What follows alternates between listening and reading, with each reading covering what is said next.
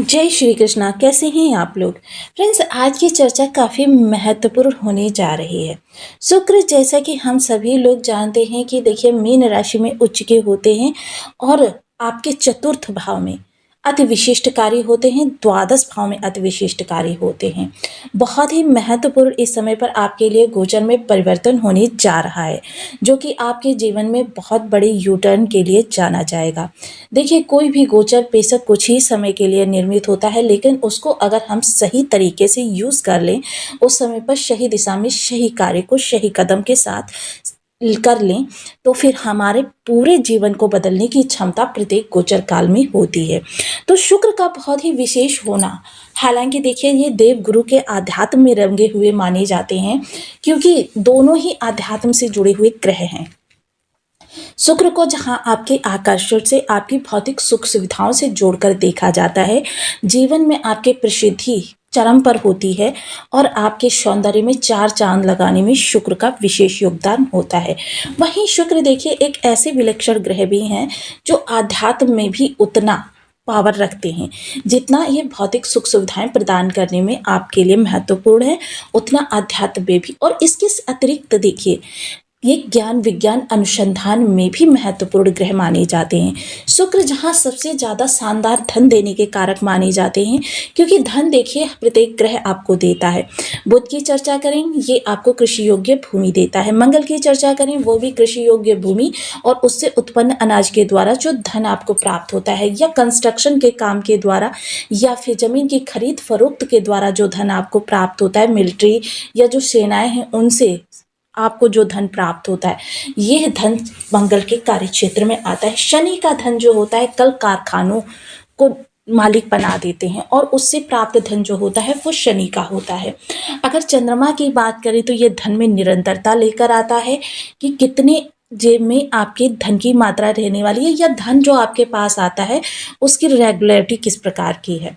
अगर बुध की चर्चा करें तो बुध का जो धन होता है वो आपकी जेब में कितना कैश रहने वाला है, इसके बारे में होता है। सूर्य के धन की अगर चर्चा करें तो सूर्य का धन जो भी जॉब से, सरकारी या प्राइवेट जॉब से आपको धन प्राप्त होता है, या शासन प्रशासन के द्वारा धन प्राप्त होता है, या उच्च पद पर आसीन होकर जो धन प्राप्त होता है, वह सूर्य का धन होता है। पिता द्वारा प्रदत्त धन को भी हम सूर्य का ही धन मानते हैं।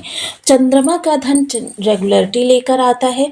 और राहु की अगर चर्चा करें तो राहु जो होते हैं वो आपके जीवन में देखिए अचानक वाला धन, लॉटरी, सट्टा, जुआ, और इसके अतिरिक्त जो अचानक आपके पास धन आ जाता है जिसकी कोई एक्सपेक्टेशन नहीं होती है।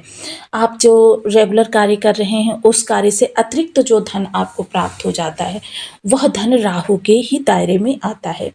अगर हम गुरु के धन की चर्चा करें तो सकारात्मकता से, नीति नियम धर्म निरपेक्ष होकर और धर्म के आधार पर जो आपको धन प्राप्त होता है, विद्यालय या विद्या का दान करके, या इस तरीके का धन जो भी होता है वह गुरु का धन होता है।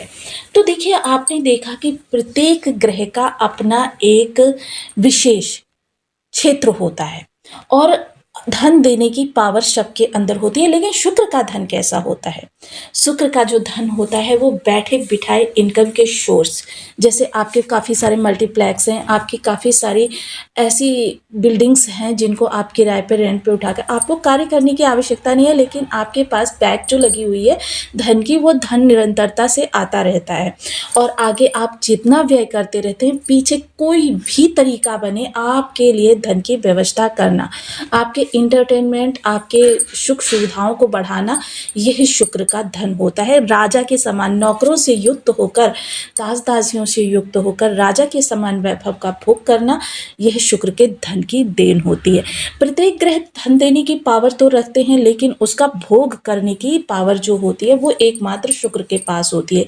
देखिए, आपने बहुत से ऐसे लोग देखे होंगे जो दिन रात मेहनत करते हैं, धन कमाते हैं, लेकिन जब स्वयं के ऊपर व्यय करने की बात आती है, समझ लीजिए वहीं उनकी जेब खाली, कि मतलब उनकी ज़रूरतों के आधार पर कभी कितना भी पैसा कमा लें, उच्च पद पर हों या बिजनेस से बहुत लाखों करोड़ों कमा रहे हैं, लेकिन वो बच्चों की ज़रूरतों में या परिवार की ज़रूरतों में समाप्त होता रहता है, लेकिन वो अपने लिए खर्च नहीं कर पाते या कभी उनके पास समय का अभाव होता है, जिसके कारण वो स्वयं के एंटरटेनमेंट को समय नहीं दे पाते। ये शुक्र कमज़ोर वाले लोग होते हैं, जिनको अन्य ग्रहों ने तो धन दिया, लेकिन शुक्र कमज़ोर होने के कारण उस धन का उपयोग वो स्वयं के लिए नहीं कर पाए।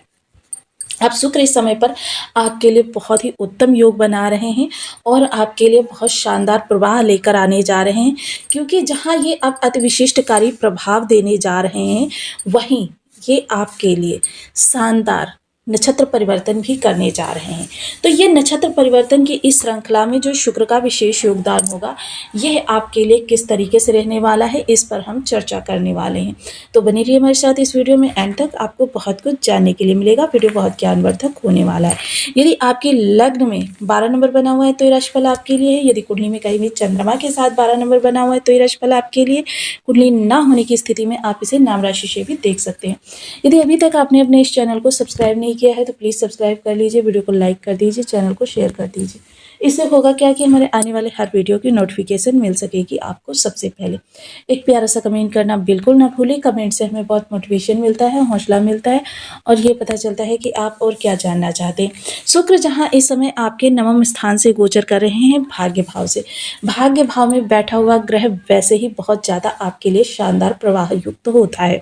सबसे पहले तो शुक्र यहाँ पर जो बैठे हुए हैं, इनका जो ये नक्षत्र परिवर्तन काफ़ी महत्वपूर्ण रहने वाला है, क्योंकि जब शुक्र अपना नक्षत्र परिवर्तन करेंगे तो ये अनुराधा नक्षत्र में प्रवेश करेंगे। अनुराधा नक्षत्र जो कि शनिदेव का नक्षत्र है, और देखिए शनिदेव के 3 नक्षत्र हैं जिनमें पुष्य अनुराधा बेहद महत्वपूर्ण माने जाते हैं। पुष्य नक्षत्र को तो देखिए, जिसमें गुरु का भी थोड़ा सा योगदान होता है, तो उसको तो सर्वोपरि रखा जाता है। और अनुराधा नक्षत्र से जब ये गोचर करेंगे तो क्योंकि शुक्र शनि के पूरक हैं और शनि शुक्र के कारक हैं, दोनों एक दूसरे के पूरक और कारक होकर यहाँ पर शुक्र जब प्रवाह देंगे तो किस तरीके से रहेंगे। सबसे पहला नवमांश जो होगा वो सिंह का नवमांश होगा।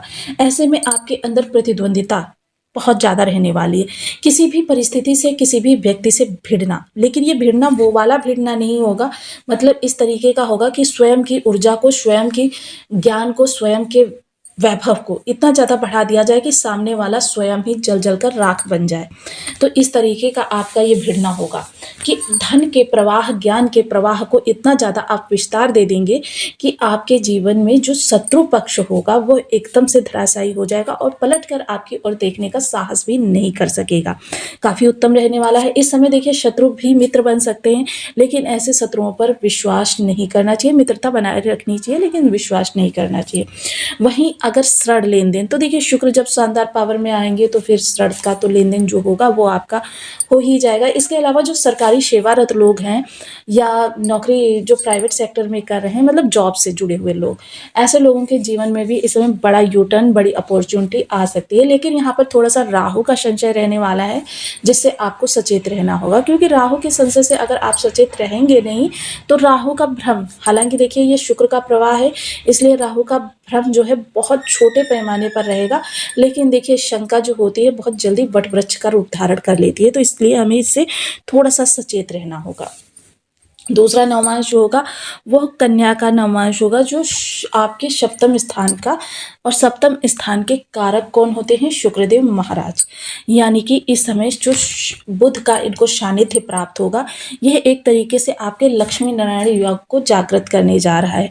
और जब ये लक्ष्मी नारायण योग जागृत होगा तो जैसा कि हम सभी लोग जानते हैं, ये व्यापार वर्ग के लिए बहुत ही शानदार रहने वाला है। जो व्यापारी वर्ग हैं उनको, और साथ ही साथ जॉब वाले व्यक्तियों को देखिए, क्योंकि इस समय आपके अचानक धन के कुछ योग बनेंगे, जिसके कारण से क्या होगा, आपके पास जबरदस्त रूप से धन वगैरह बढ़ता रहेगा, जिसकी वजह से आप शुक्र के अति विशिष्टकारी प्रवाह के समय बहुत शानदार जीवन यापन कर सकें। क्योंकि देखिए ऐसे समय में जब शुक्र अति विशिष्टकारी होते हैं, व्यक्ति ब्रांडेड कपड़े खरीदता है, ब्रांडेड चीज़ें खाता है, ब्रांडेड स्थानों पर जाता है, यानी कि ऐसे ऐसे स्थानों पर जाता है जिसके बारे में वो सोच नहीं पाता है पहले। और शुक्र के शानदार प्रवाह लेते ही एकदम से योग बन जाते हैं और वो धन व्यय करने लगता है। तो धन की व्यवस्था तो शुक्र ही करेंगे ना, तो धन की व्यवस्था आपकी होती रहेगी। तृतीय नवमांश जो होगा वो तुला का नवमांश होगा, यानी कि इस समय आपकी जो अंतर्वृत्ति है वह जागृत होगी, यानी कि हर चीज़ को गहनता से अध्ययन करना, हर चीज़ के बारे में बारीकी से विश्लेषण करना, ये आपकी प्रवृत्ति होगी जो इस समय आपके कार्य क्षेत्र के लिए बहुत अच्छी रहने वाली है। कार्य क्षेत्र कोई भी हो सकता है आपका। चतुर्थ नवमांश की अगर हम चर्चा करें तो ये वृश्चिक का नवमांश होगा। यहाँ पर भाग्य वृद्धि भी होगी और साथ ही साथ एक चीज और होगी, उत्साह और ऊर्जा का संचार जबरदस्त रूप से होगा, क्योंकि जब ये उत्साह और ऊर्जा दोनों एक साथ मिलकर आपके अंदर एक कहते हैं उचित समन्वयन के साथ जुड़ती हैं, तब आप क्या होता है कि सही दिशा में उसी गति से चलते हुए बहुत अच्छा अचीव करते हैं। क्योंकि ये समय का ही परिवर्तन होता है जो कभी कभी उन्हीं कार्यों को करने से आपके लिए सफलता लेकर आता है जिन कार्यों को कर करके आप हजार बार करके हार मान चुके थे और सोचते थे कि आपके बस का कुछ नहीं है। तो ऐसा कुछ नहीं होता कि आपके बस का कुछ नहीं है, सब कार्य आपके ही होते हैं, क्योंकि समय बलवान होता है तो हर चीज़ आपके पक्ष में होने लगती है। तो काफ़ी महत्वपूर्ण ये जो चर्चा थी वो रही। और इसके अतिरिक्त देखिए अब शुक्र से संबंधित उपाय, क्योंकि शुक्र से संबंधित उपाय हमें सदैव करते रहने चाहिए ताकि हमारे जीवन में भोग विलास की कभी भी कमी ना हो। इसमें सबसे पहले आता है बीज मंत्र का जप। ओम शुभ शुक्राय नमः। इस बीज मंत्र का आप 1 माला, 2 माला, 5 माला, 7 माला, 11 माला का जप नियमित अपनी सुविधा अनुसार करते रहें। शुक्र जो होते हैं वो देखिए महिला वर्ग के कारक होते हैं। किसी भी महिला का कभी भी निरादर ना करें, चाहे वो आपके घर की स्टाफ ही क्यों ना हो। देखिए क्योंकि शुक्र जो है वो माता लक्ष्मी का प्रतिरूप है और माता लक्ष्मी स्वयं एक फीमेल है। तो कि जब आप 30 वर्ष से कम उम्र की मैरिड लेडीज़ का अपमान करते हैं तो ये माता लक्ष्मी का अपमान माना जाता है, जिसकी वजह से शुक्र आपके रुष्ट हो जाते हैं। सफ़ेद वस्तुओं का दान करना, इसे आप किस धर्म स्थान पर या किसी ज़रूरतमंद को दान कर सकते हैं। साथ ही साथ आपके जीवन में जो बड़े परिवर्तन होते हैं, इन बड़े परिवर्तनों को इंगित करना और इनके बारे में विशेष रूप लेकर आना, ये काफ़ी महत्वपूर्ण हो जाता है। माता लक्ष्मी के श्री यंत्र का अपने घर में स्थापना करना, नियमित उसका पूजन करना और श्री यंत्र बीज मंत्र, देखिए श्री यंत्र पर ही बीज मंत्र लिखा होता है, श्री यंत्र के बीज मंत्र का नियमित रूप से जाप करना। इस फटिक की माला का प्रयोग